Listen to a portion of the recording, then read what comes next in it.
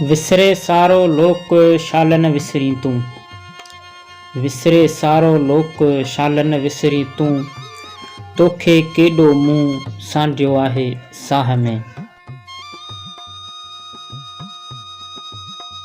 बिस्मिल्लाहिर्रहमानिर्रहीम। अस्सलाम वालेकुम। दी हिस्ट्री ऑफ सिंध में मां तव्हांजो पंहिंजो तामिर हुसैन ऐं तव्हां सभिनी खे कबेरो बीहर भली कार चऊं था।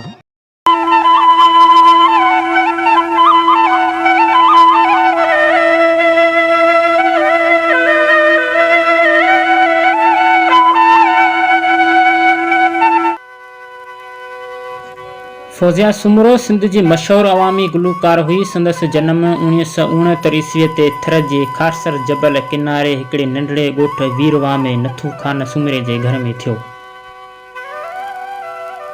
संदसि वालिद हमद ऐं नातू ॻाईंदो हो ऐं टंडो मोहम्मद खान जे फौजी शुगर मिल्स में नौकरी कंदो हो।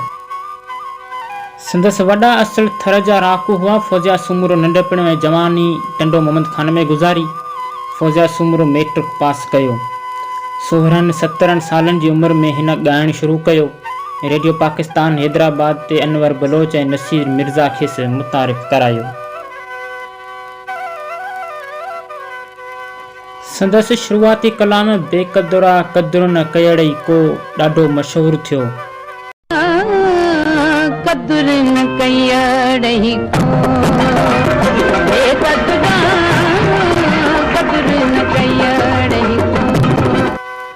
मौसीक़ीअ जे हवाले सां फौजिया सुमरो उस्ताद नियाज़ हुसैन, उस्ताद मजीद खान ऐं गुलाम हुसैन कलेड़े खां सिख्या वरिती।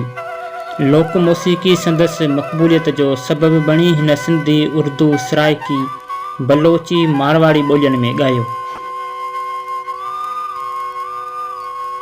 फौजिया सुमरो मुल्क खां ॿाहिरि सऊदी अरब, दुबई, भारत ऐं ॿियनि केतिरनि मुल्कनि में पिणु पंहिंजी आवाज़ जो जादू जॻाए मिनतियां माणी। खेसि शाद लतीफ़ एवार्ड, शहबाज़ एवार्ड ऐं ॿियनि केतिरनि एवार्डनि सां नवाज़ियो वियो। हिन टंडो मोहम्मद खान जे ज़मींदार मिस्री सठियों सां प्यार जो परणो कयो, जेको परणो 4 सालनि बैदि पधिरो कयो वियो हो। खेसि किरण नाले हिकु न्याणी आहे जेका पिणु राग जी सिख्या वठी रही आहे।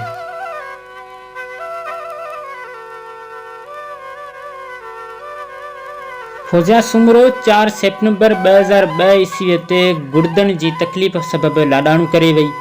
खेसि टंडो मोहम्मद खान जे सखी बुरहान शाह क़ब्रिस्तान में सपर्द ख़ाक कयो वियो।